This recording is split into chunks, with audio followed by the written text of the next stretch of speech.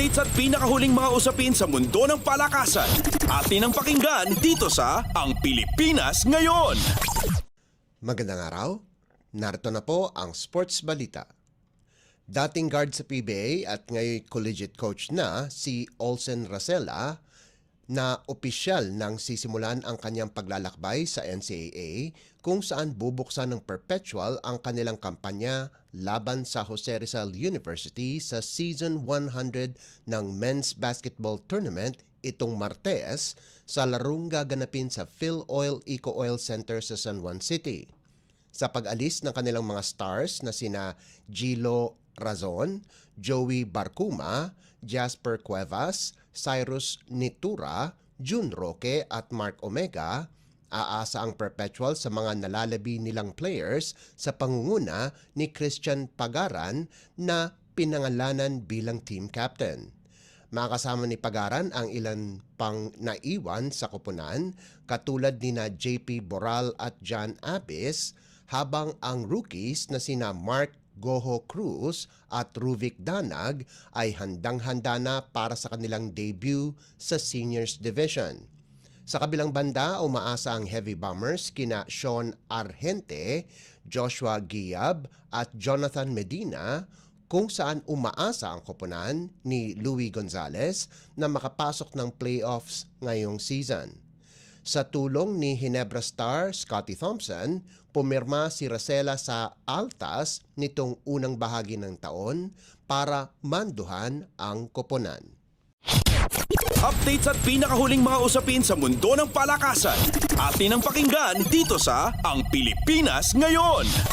Nalusutan ng Creamline ang 25-18, 29-27, 17-25 at 25-20 panalo laban sa Signal para makaabot sa 2024 Premier Volleyball League o PVL Invitational Finals at lumapit sa isang panalo na lamang para makopo ang kauna-unahang Grand Slam sa liga.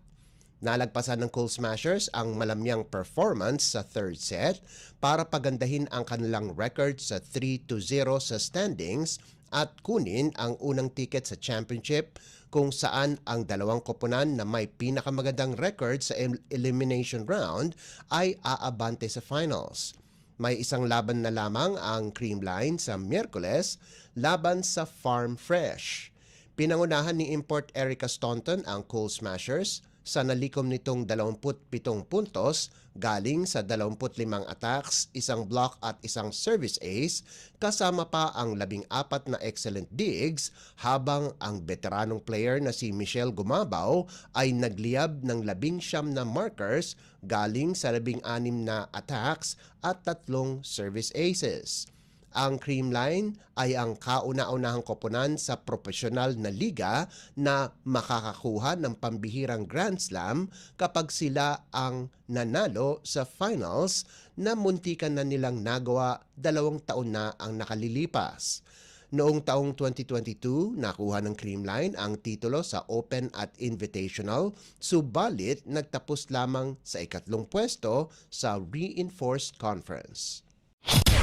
Updates at pinakahuling mga usapin sa mundo ng palakasan.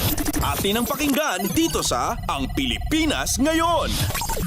Inilabas ni Filipina tennis star Alex Ayala ang kanyang lahat para talunin si Samantha Murray Sharan ng Great Britain 6-4, 6-2 para makapasok sa main draw ng Guadalajara Open sa Mexico nitong Lunes.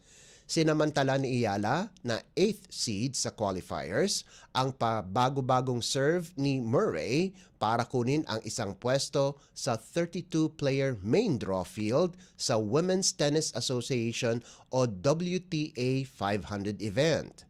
6 na beses na na-break ng 19 anyos na si Ayala ang service ni Murray kumpara sa 3 lamang na kanyang binigay. Dahil sa panalo, nagkaroon siya ng pagkakataong makatapat sa first round ang number 6 seed na si Marie Boskova ng Czech Republic. Ang 26 anyos na si Boskova ay kasalukuyang nasa number 45 sa WTA ranking at ang pinakamataas na ranking na kanyang nakamit ay noong Disyembre taong 2022 kung saan pumwesto siya sa ika-24. Regular na sumasali si Boskova sa mga Grand Slam tournaments kung saan nakarating ito ng quarterfinals sa 2022 Wimbledon.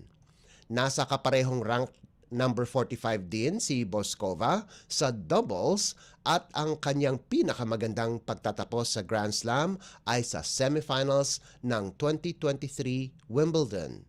Sa panig naman ni Ayala, kasalukuyang rank number 147 ito sa singles at layunin nitong kunin ang kanyang kauna-unahang titulo sa WTA.